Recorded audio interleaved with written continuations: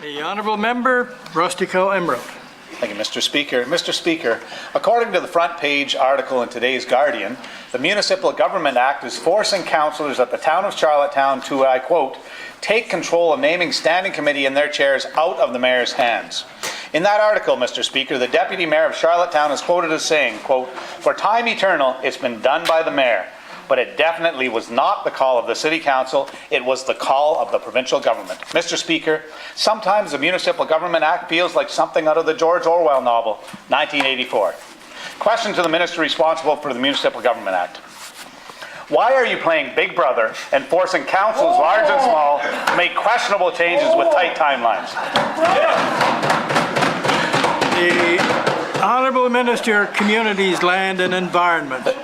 Thank you, Mr. Speaker, and I can assure you I'm not playing Big Brother, Mr. Speaker. As the Premier indicated earlier, Mr. Speaker, we had a great Saturday at the Municipal Government Review, Mr. Speaker, at Cove Head, where over 180 municipal councillors from across Prince Edward Island came together, willing to work together, Mr. Speaker, and I think it was a great day.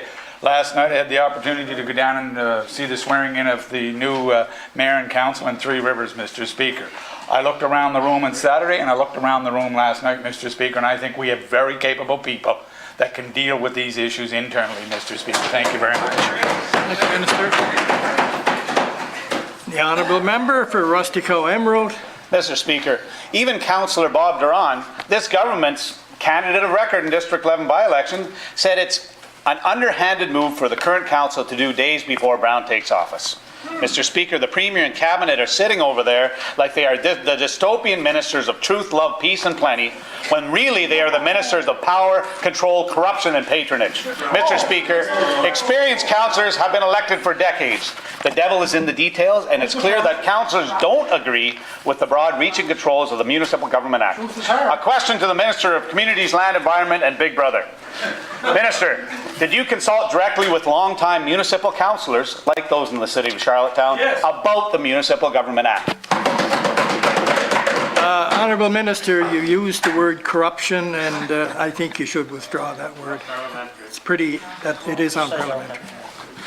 Yes, Mr. Speaker. Okay, thank you. Honourable Minister, Communities, Land and Environment. Thank you, Mr. Speaker, and the Honourable Member. I thank him for the question, Mr. Speaker, because, you know, if he did sit in council, he'd know how hard councils work, Mr. Speaker.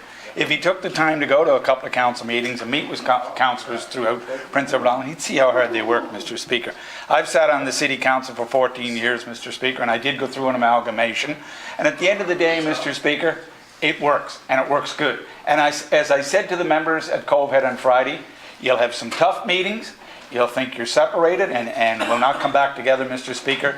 But as Peter Case used to tell me, say it in the meetings, but leave as friends and continue to be friends. And if they follow that advice, Mr. Speaker, we'll have a great council right across Prince Edward Island here. And what I saw Saturday, we will have a great set of councils right across this province. Thank you, Mr. Speaker. The Honourable Member, Rustico Emerald. Thank you, Mr. Speaker. Mr. Speaker, it's this government that chose to put specifics like timelines directly in the Municipal Government Act. In this case, it was dictated that councils have to have committee bylaws in place 12 months after the Act came into effect this December.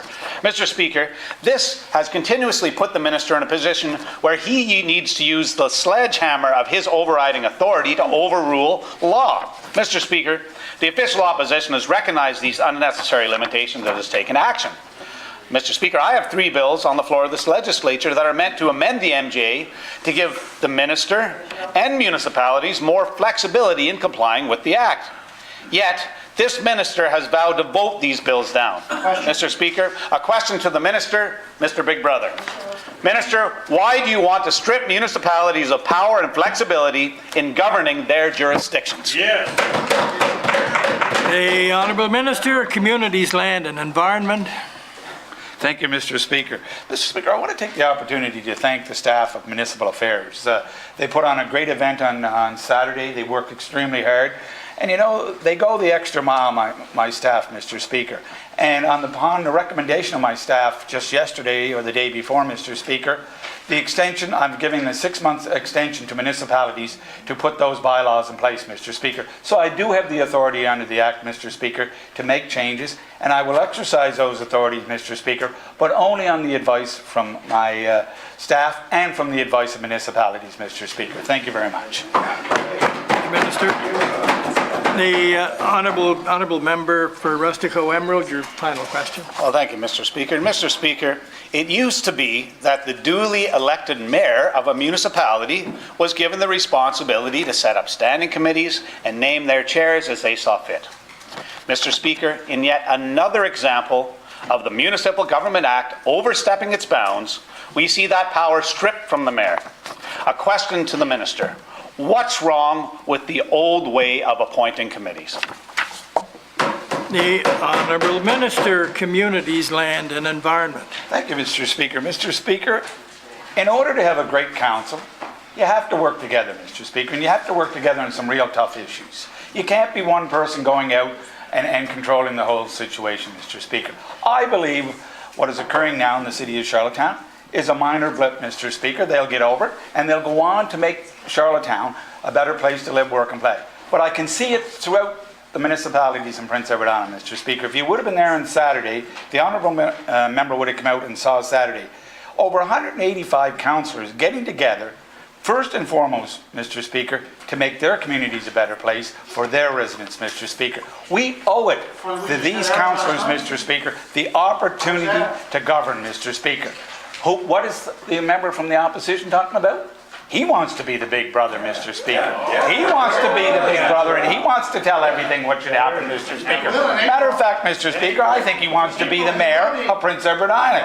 And he may have, Mr. Speaker, so I say just cool down, take a breath, you know, have a good Christmas. We'll be back in April. We'll have discussions with the Federation of Municipalities and with the new councillors, and if changes have to be made, changes will be made, Mr. Speaker. Have a great Christmas and enjoy yourself. Thank you.